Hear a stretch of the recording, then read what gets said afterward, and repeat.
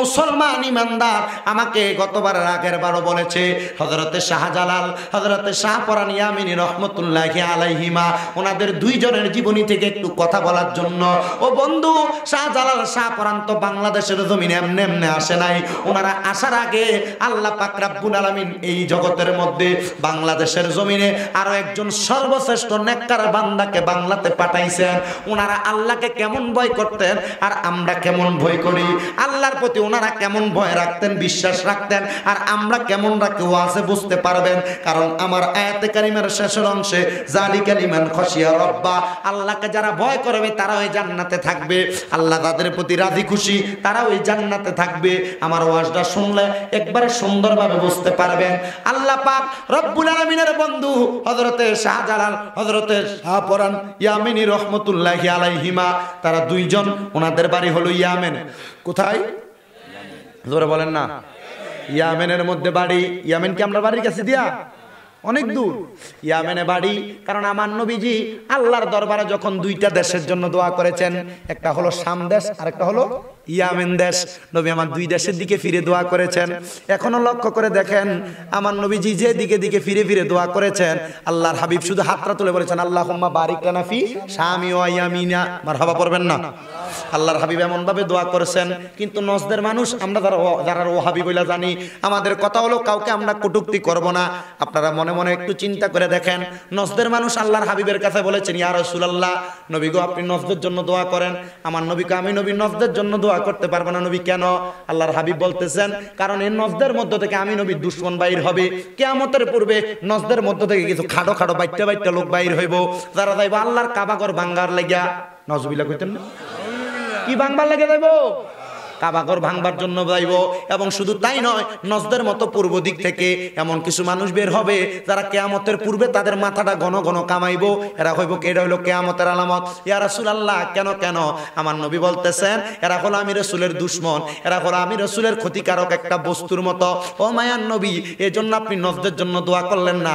নবী আমার বলে না না না, আমি শাম দেশ এবং ইয়ামেনের জন্য দোয়া করলাম। ও বন্ধু, এমন ভাবে লক্ষ্য করতে করতে বাংলাদেশের জমিনে অনেক ইয়ামেনের আল্লাহ 360 জন আউলিয়া, হুজুর না 360 জন আউলিয়া কেরাম আসছেন। ওই 360 জন আউলিয়া আসার আগে বাংলাদেশে আরেকজন উলিয়া আইছে, যিনার নাম হলো হযরতে বুরহানুদ্দিন রহমতুল্লাহ আলাই, যিনি হযরতে শাহজালাল ইয়ামিনীর দরবার থেকে সুরমা নদীর পারে পারে যে গোমতী কিন ব্রিজ যেটাকে বলা হয় সিলেটের, এটার পারে পারে যাইবেন বুরহানুদ্দিন রহমতুল্লাহ আলাইয়ের মাজার। ওই বুরহানুদ্দিন রহমতুল্লাহ আলাই সর্বপ্রথম বাংলাদেশের জমিনে আগমন করেছেন। বাংলাদেশের জমিনে আগমন করার পরে হযরতে বুরহানুদ্দিন রহমতুল্লাহ আলাই আল্লাহ পাকের ইবাদতের মধ্যে মশগুল হয়ে যায়। আল্লাহর ইবাদতের মধ্যে যখন মশগুল হয়ে যায়, আমার আল্লাহ পাক রব্বুল আলামিন হযরতে বুরহানুদ্দিন রহমতুল্লাহ আলাইহির কাছে এমন একটা বাণী পাঠায়া দেয়, এমন একটা বাণী পাঠায়া দেয়। আপনারা বলেন আল্লাহর ওলিদের কাছে আল্লাহর পক্ষ থেকে বাণী আসে কি আসে না? নবীদের কাছে আসতো গায়েব ওহী, আর আল্লাহর ওলিদের কাছে আসে এলহাম। সুবহানাল্লাহ পড়ে। এজন্য আউলিয়া কেরামের হুজুর কোন দরবারের বায়াত? মাশাআল্লাহ, আওলাদের রাসূলের বায়াত। মারহাবা পড়বেন না? মুর্শিদি বুলবুল আমার তহের শাহ হুজুর, মুর্শিদি বুলবুল আমার তহের শাহ হুজুর, আওলাদের রাসূল গো তিনি নুরানি পুতুল, আওলাদের রাসূল গো তিনি নুরানি পুতুল। এজন্য এলহামের মাধ্যমে আল্লাহর ওলিদের একটা ক্ষমতা আছে, সেটার নাম হলো ইস্তেখারার ক্ষমতা। কি ক্ষমতা হুজুর? ইস্তেখারার ক্ষমতা। ওনারা চোখ বন্ধ করলে ভবিষ্যতে কি হবে এগুলার ব্যাপারে মানুষকে সিগন্যাল দিতে পারে। আরো জোরে বলবেন না সুবহানাল্লাহ? হযরতে বুরহানুদ্দিন যখন বাংলাদেশের জমিনে আইসা আল্লাহর ইবাদত করা শুরু করে, আমার আল্লাহ হযরতে বুরহানুদ্দিনের কাছে আওয়াজ দেয়, বুরহানুদ্দিন বুরহানুদ্দিন, তোমার উপরে আমার আল্লাহ পাকের একটা হক আদায় করা ফরজ হয়ে গেছে। হে বুরহানুদ্দিন, তুমি তাড়াতাড়ি বিবাহ করো, কারণ তোমার উপরে বিবাহ ফরজ হয়ে গেছে। হযরতে বুরহানুদ্দিন রহমতুল্লাহ আলাইহি একজন নারীকে বিবাহ করার পরে ওই নারী এবং বুরহানুদ্দিন দুইজন একসাথে আল্লাহর ইবাদত করে। শুধু ইবাদত করে না, দিনে এবং রাতে তারা আল্লাহর কোরআন পড়ে, নবীর হাদিস পড়ে। পড়তে পড়তে পড়তে পড়তে হযরতে বুরহানুদ্দিন আউলিয়ার স্ত্রী হাদিসের কিতাবে দেখতে পাইলেন আমার মদিনার কামলিওয়ালা নবী আমার উম্মতে মুহাম্মদীকে জানায়া দেয়, উম্মত রে,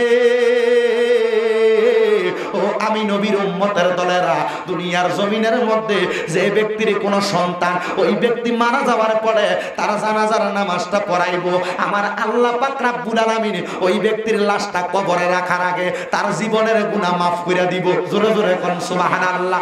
আমার বিটি কালমিনার মায়েরা বাবারা, মদিনার নবীর হাদিস শরীফ, আমার নবী বলে কোন মা মারা যাওয়ার পরে, বাবা মারা যাওয়ার পরে সন্তান যদি তার মা বাবার জানাজার নামাজ পড়ায়, ওই লাশটা কবরে রাখার আগে আমার আল্লাহ পাক তার মা বাবার জীবনের গুনাহ মাফ করে দেয়।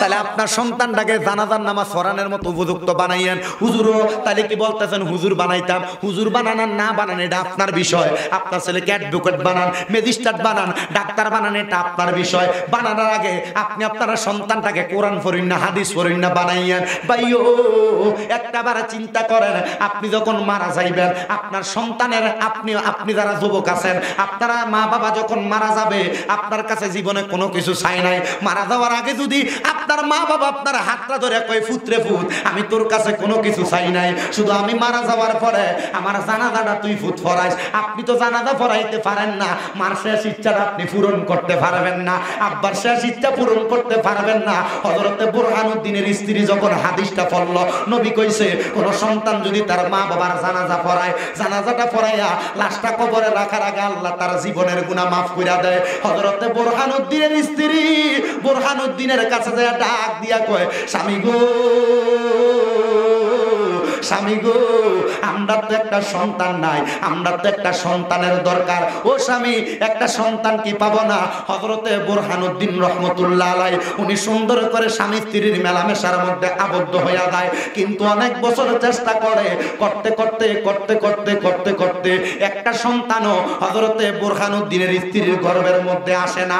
যখন আসে না হযরতে বুরহানুদ্দিন আল্লাহর কাছে ডাক দিয়ে বলে, আল্লাহ আমি আপনার ইবাদত করি, আমার স্ত্রীর গর্ভে যদি একটা সন্তান আসে, ওই সন্তান যদি দুনিয়াতে আসে, আমার ওই সন্তানটা দুনিয়াতে আসলে আমি বুরহানুদ্দিন আপনার রাস্তার মধ্যে একটা গরু কোরবানি করব।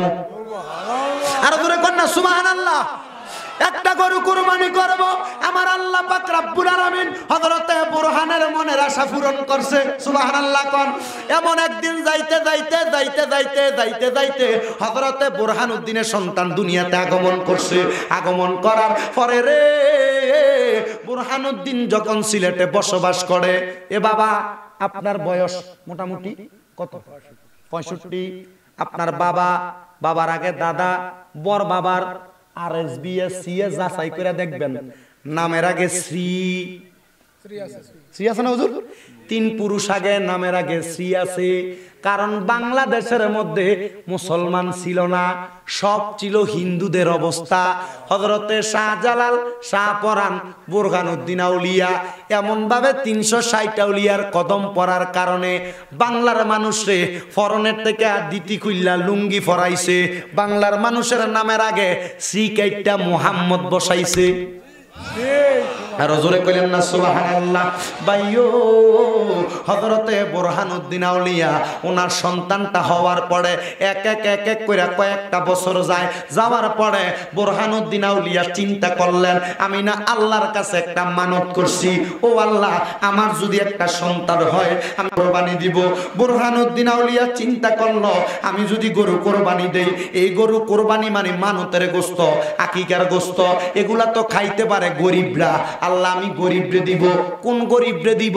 আমার কাছে তো কোনো গরিব নাই, আমি গরুটা জবাই করে কাকে দিব? ও মুসলমান, আমরা যে কোরবানি দেই, আকিকা দেই, সৎকার গরু দেই, ছাগল দেই, এগুলার গোশত রক্ত কোনো কিছু আল্লাহর কাছে যায় না। একমাত্র আপনি নিয়ত করে যখন বিসমিল্লাহি আল্লাহু আকবার বলেন, এ আল্লাহু আকবার মনের নিয়তটা শুধু আল্লাহর কাছে যায়। এখন আমার নবীর সুন্নত তরিকা মোতাবেক উনি গরিব পাইব কই? হযরতে বুরহানুদ্দিন আউলিয়া গরুটা জবে করার পরে গোশতগুলা কাইটা বুরহানুদ্দিন আউলিয়া ওনার এলাকার মধ্যে রাইখা দিছে। রাখার পরে উনি লক্ষ্য করে দেখতেছেন অনেক কাক বুরহানুদ্দিন আউলিয়ার কাছে আসতেছে, আর আইসে ওই জায়গার মধ্যে গোশতগুলা খাইতেছে। খাইতে খাইতে খাইতে খাইতে অনেকগুলা কাক গোশতগুলা খাইয়া শেষ করছে। করার পরে একটা কাক মুখের মধ্যে করে তার পেটটা ভরার পরে একটা টুকরা গোশত লইয়া ওই সিলেটের জমিনে একজন বাদশা ছিল, হিন্দু বাদশা, যার নাম ছিল গোরগোবিন্দ। বাদশা গুরু গোবিন্দর বড় রাজপ্রাসাদের মাথার মধ্যে যাইয়া ওই কাকটা ওই গোস্তটারে খাইতেছিল। খাইতে খাইতে খাইতে খাইতে শেষ করে ফেলছে। অর্ধেক সময় যাইয়া ওই গোস্তের টুকরাটা বাদশার রাজপ্রাসাদের সামনে গেছে। হিন্দু ভাইয়েরা দেখবেন সামনে গরুর গোস্ত দেখতে তারা গরুরে মাছ আনে। একজন হিন্দু ওই জায়গার মধ্যে আইসা গরুর গোস্তের টুকরাটা দেখা করে রাম রাম রাম, এই আমাদের মায়ের গোস্ত আমাদের ঘরের সামনে কেন আসলো বুঝতে পারলাম না। বাদশার কাছে গেছে, বাদশার কাছে যে ডাক দিয়া কয়, গুরু গোবিন্দ দেখেন দেখেন দেখেন আমরার মার গোস্ত কে জানি আমরা সামনে আনছে, কে জবাই করলো আমরার মা গরুটারে কে জবাই করলো বুঝতে পারলাম না। খবর লাগাই দিছে, প্রহরী লাগাই দিছে, খুঁজতে খুঁজতে অনেক জায়গার মধ্যে গেছে কিন্তু কোন জায়গার মধ্যে দেখে না।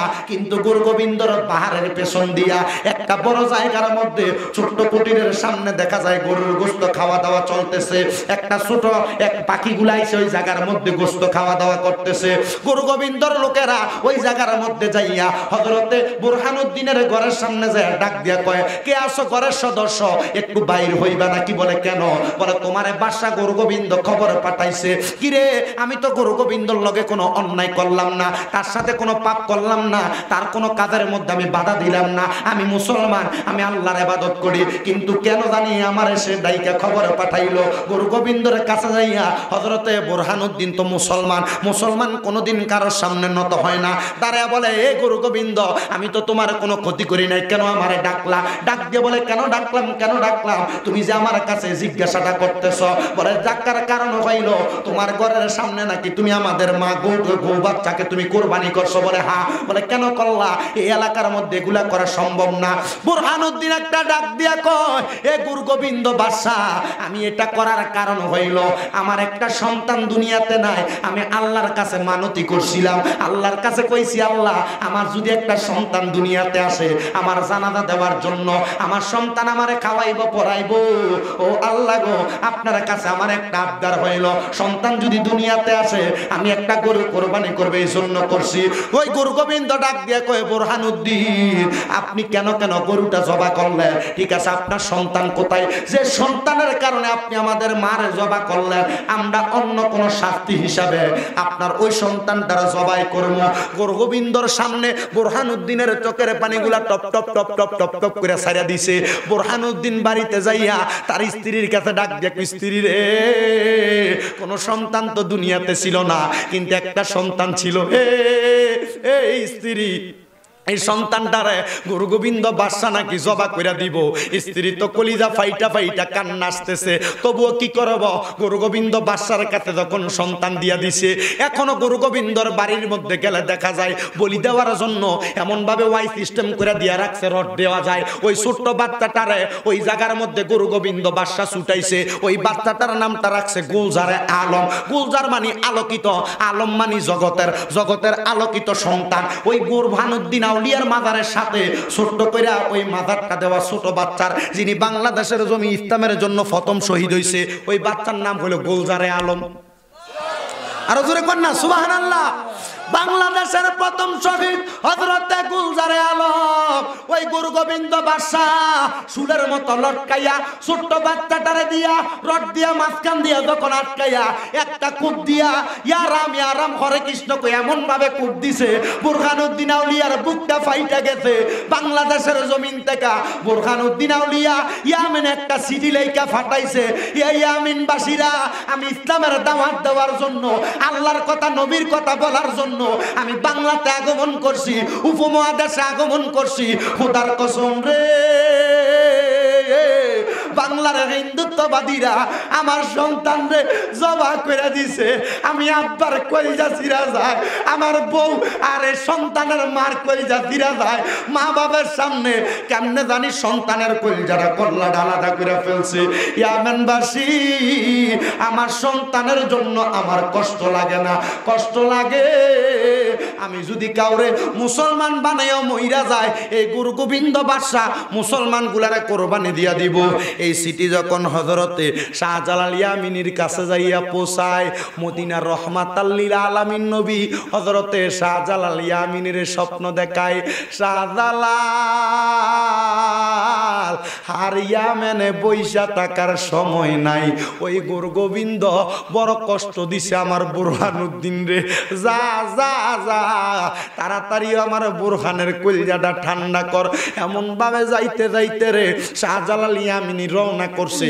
শাহজালাল ইয়ামিনীর সঙ্গে ইয়ামেনের একজন একজন একজন একজন করে সঙ্গী হইতে হইতে একটা কাফেলা হইয়া গেছে, যেটার মধ্যে 300 সুবহানাল্লাহ জোরে কই না। এটা থেকে শিক্ষা নেন, শুক্রবারে অথবা 5 ওয়াক্ত নামাজে যখন আপনি যান, আপনার সন্তান যায়, যাওয়ার সময় এমন কাফেলা কইরা লইয়া যাবেন, জোরে কই না, এমন কাফেলা কইরা লইয়া যাইবেন। হযরতে বুরহানুদ্দিন আউলিয়ার সিটি পাইয়া শাহজালাল বাবা আস্তে আস্তে আস্তে আস্তে বাংলা পর্যন্ত, সিলেটের নদীর ওই পারে গোবিন্দর বাড়ি, বুরহানুদ্দিনের বাড়ি। শাহজালাল বাবা আইসা দাঁড়াইছে এই পারে দাঁড়ানোর পরে রে এখন না বড় বড় ব্রিজ দেখা যায়। শাহজালাল বাবা ওই সময় কেমনে পার হইব, কেমনে পার হইব? গোবিন্দ বাদশা খবর পাইছে মুসলমানের ভূতের আগমন হইছে, মুসলমানরা গোবিন্দর লগে মনে হয় যুদ্ধ করব। এমন ভাবে হযরতে শাহজালাল ইয়ামিনী যাইতে যাইতে নদীর সামনে গেছে। হযরতে শাহজালালের ঈমান আর আমরার ঈমান কেমন দেখেন। শাহজালাল ইয়ামিনী কয়, মুসলমান তোমরা 360 জন, সবাই যাওয়া লাগবে না, অল্প কয়েকজন লইয়া আমি সামনের দিকে যাইতে চাই। হযরতে শাহজালাল ইয়ামিনী মতান্তরে 112 জন 112 জন লইয়া সামনের দিকে যাইতেছে। নদী পার হইব কেমনে? শাহজালাল ইয়ামিনী উনাদের গাড়ের মধ্যে যেই চাদর ছিল, মানে এক কথায় নামাজের মুসল্লা, উনি ওইটারে কিন ব্রিজের সিলেটের সুরমা নদীর উপরে বিছাইয়া দিছে। বিছাইয়া 2 রাকাত নামাজ আদায় করে এটার উপরে দাঁড়াইছে। একজন একজন করে পার হয়। আর শাহজালাল ইয়ামিনী রহমতুল্লাহ আলাইহি লক্ষ্য করে দেখে ওনারা যেন উপরে না উঠতে পারে। ওই গোবিন্দ বাদশা বড় বড় পাথর দিয়া পথ আটকে দিছে। সিলেটের নাম তো সিলেট ছিল না, সিলেটের নামটা কিভাবে সিলেট হইছে শোনেন না। হযরতে শাহজালাল ইয়ামিনী নদীর মধ্যে দাঁড়াইয়া শুধু বলছে শ্রীহট্ট। কি বলছে? কি বলছে? শিলহট্ট বলতে দেরি, শিলমানি পাথর, হট্ট মানি সর, শিলমানি হট্ট, শিলমানি পাথর, হট্ট মানি সর। উনি কথাটা বলছে শ্রীহট্ট। পাথরগুলা গোরগোরানি দিয়া নদীর পারে চলে গেছে। বন্ধুরে হযরতে শাহজালাল বাবা যাইতে যাইতে যাইতে যাইতে সামনের দিকে যখন চলে যায়, সামনে যাওয়ার পরে গোবিন্দ বাদশার দলেরা সামনের দিক থেকে এমন ভাবে তীর মারা শুরু করছে। তীর মারতে মারতে মুসলমানরে মারার চেষ্টা করে। মুসলমান তো শ্রেণী দিয়া তরবারি দিয়া আঘাত করে না। মুসলমানের একটা ধ্বনি আছে, যে ধ্বনি দিলে মুসলমানের আল্লাহু আকবরের ধ্বনির কারণে সারা বিশ্বের জমিন থরথর করে কাঁপে। ঠিক না বেঠে? আমার মায়েরা বাবারা বন্ধুরা, হযরতে শাহজালাল ইয়ামিনী সামনে যায়, কিন্তু গোবিন্দ বাদশা এমন বড় কুনাট মানুষ, এমন বড় কূটনীতিবিদ। গোবিন্দ বাদশা কয়, মুসলমানের সঙ্গে আমরা যুদ্ধ করে পারবো না।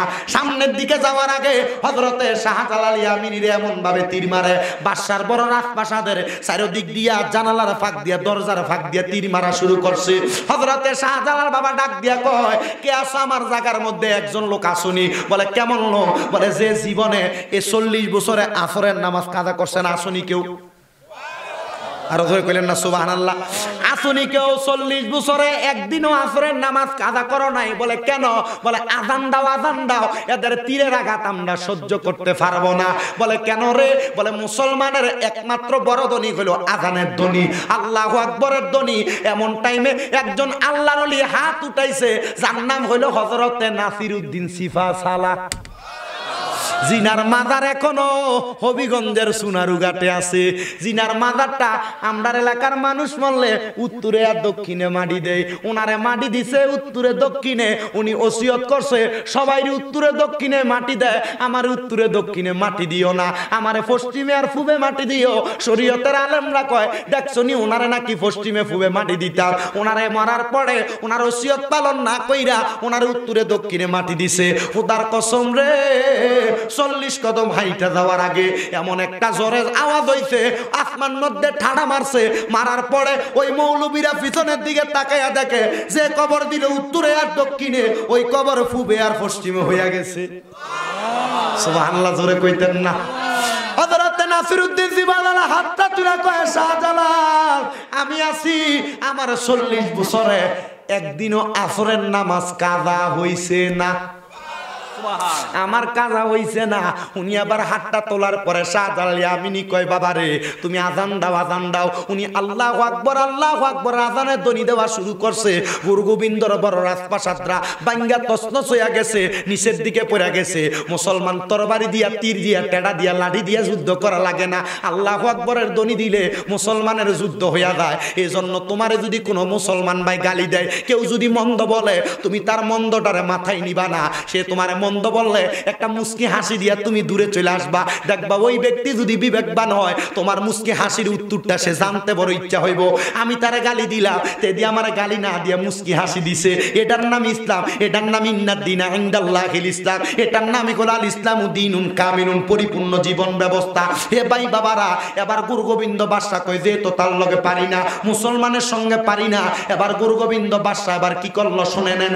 মুসলমানদেরকে মারার জন্য বড় একটা বড় ফাত ফাতাইয়া মুসলমানদেরকে মারবো, ওই বড় ফাত ফাতাই ওই জায়গার মধ্যে মানুষকে ফালাইয়া দেয়, ফালাইয়া ওই জায়গার মধ্যে ইন্তেকাল করায়। এমন টাইমে মুসলমানেরা সামনের দিকে অগ্রসর হয়ে এটারে ধ্বংস করার জন্য গুরু গোবিন্দ বাদশা 10 থেকে 13 জন মহিলাকে শরীরের জামা কাপড় উলঙ্গ কইরা ল্যাংটা ল্যাংটা মহিলাদেরকে আল্লাহর ওলিদের সামনে ছাইরা দিছে।